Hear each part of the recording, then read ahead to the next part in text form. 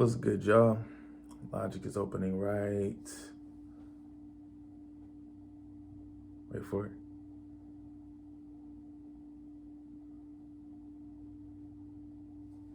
Now, okay. Bet. So Logic just opened up. I'm trying to synchronize the audio between the camera and then the computer. The computer won't have audio. The computer should have audio. I just haven't set it up yet. But anyways, I'm gonna take you behind the scenes into how yours truly, Victor Allen Weeks, aka Cine Hero, chefed up John Oliver, the song. You know what I'm saying? So Lawrence and I, we were planning on this. He thought of the idea like around last April 2020, but then we had a conversation on it around like October last year 2020, and so we've been planning on it. He said, yo, I need you to cook me up a beat. I got the idea for the song. When you give me the beat, I'm gonna write to it. I'm gonna send it back to you. Chef it up, and then yeah. So yeah, I'm just gonna go behind the scenes and get into it. It's gonna be cool. So first things first, it's always cool working with Lawrence. Like, it's dope. Like, he's given me opportunity to learn in how I can serve as a audio engineer, a creative, being able to take someone else's art and amplify it and turn it into something, different, but in a sense where we're both on the same page, better. You know what I'm saying? That's just cool. So yeah, like, I just started with the beat. Let's go back here. So the first instrument I chose is called Hybrid _X64. You know what I'm saying? Hybrid 3, but 64-bit. So yeah, I just started with a synth here and did a little pattern, like a little chord pattern on the keyboard.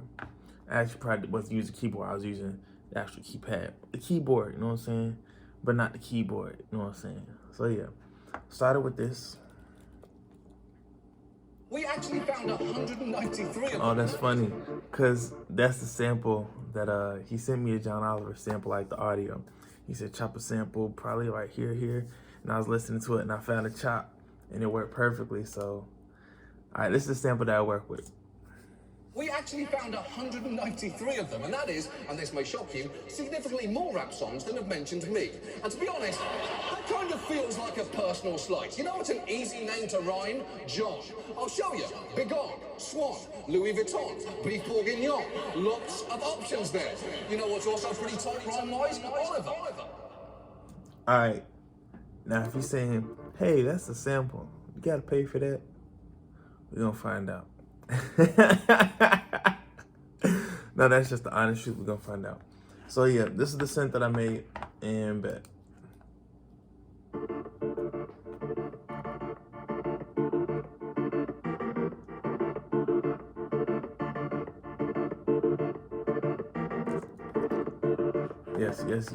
Yes. And I put some delay on it. I sauced it up. Like, it was cool by itself. Like, by itself, it was like this.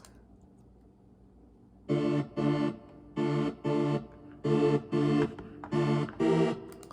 know what I'm saying? Like, it's cool, but... And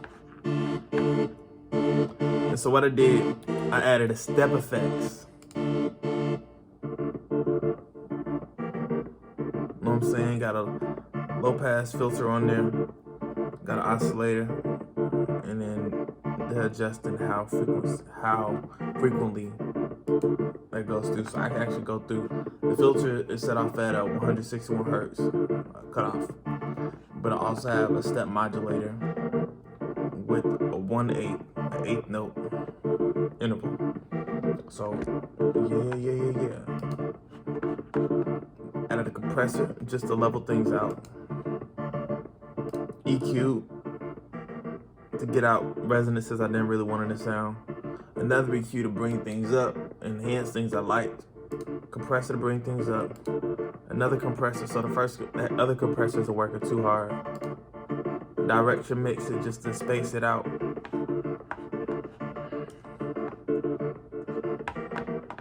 And we just added more elements. Added the 808. Yeah.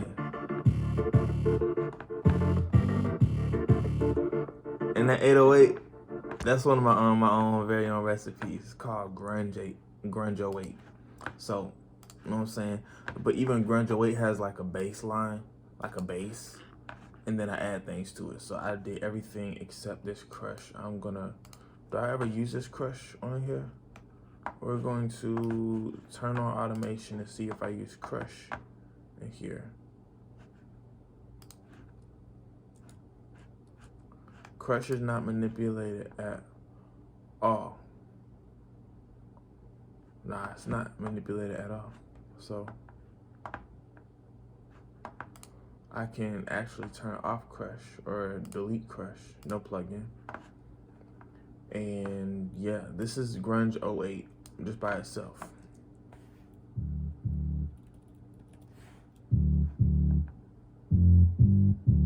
No, it's cool. We can add more to it. Some distortion. Give some grumble, you know what I'm saying? Pedal board. Some more resonance. A bass amp. Reinforce those lows. Balance out the highs. Come back in with a bit crusher. Give it some texture. Compressor. Another compressor.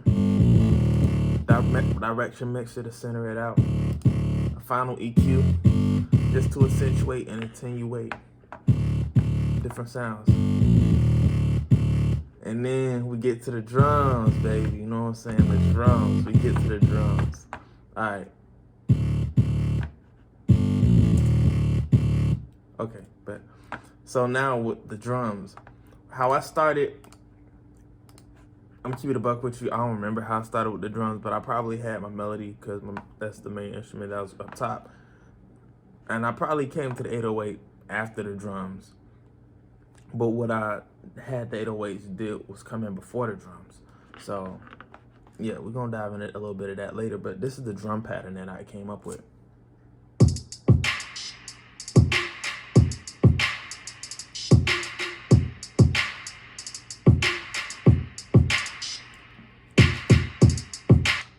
And I took my time finding the sounds, and not only finding the sounds, but curating their placement, because you want something that people can grab onto, you know, bob their heads with, you know what I'm saying?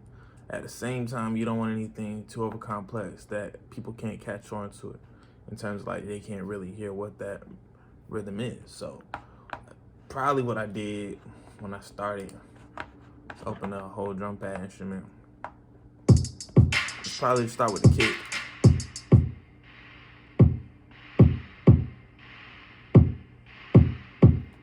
Probably had a metronome going with it. Metronome off. Then added other things around it. Couldn't tell you what exactly, but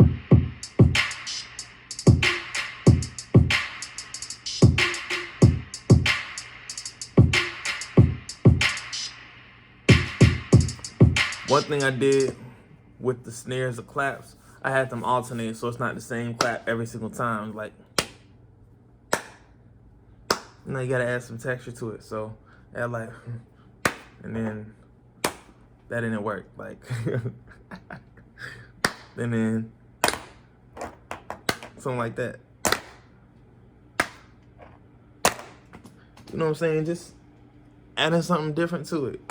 So that's what I did with the drums, and then, you know, it just came in from there. Everything else, like, was just my own essential elements and just instruments that I've personally made over time and just put together to just make it a sound of my own.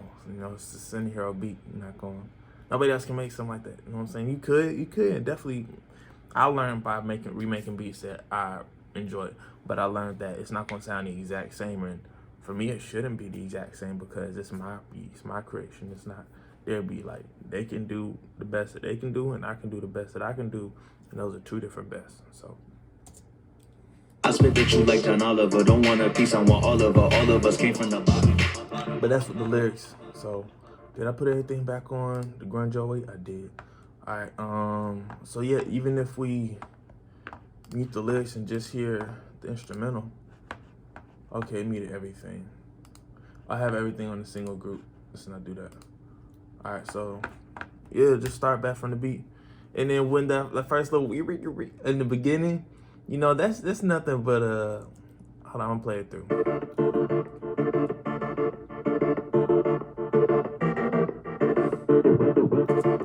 It's like a little record tape scratchbook. All I did was bounce the audio, the MIDI audio, into an audio file, audio track.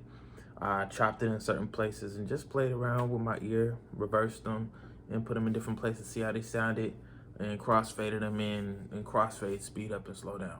That's what I did. That's what gives you that a sound effect. So, and we put it together. Yeah, so I'm gonna keep going.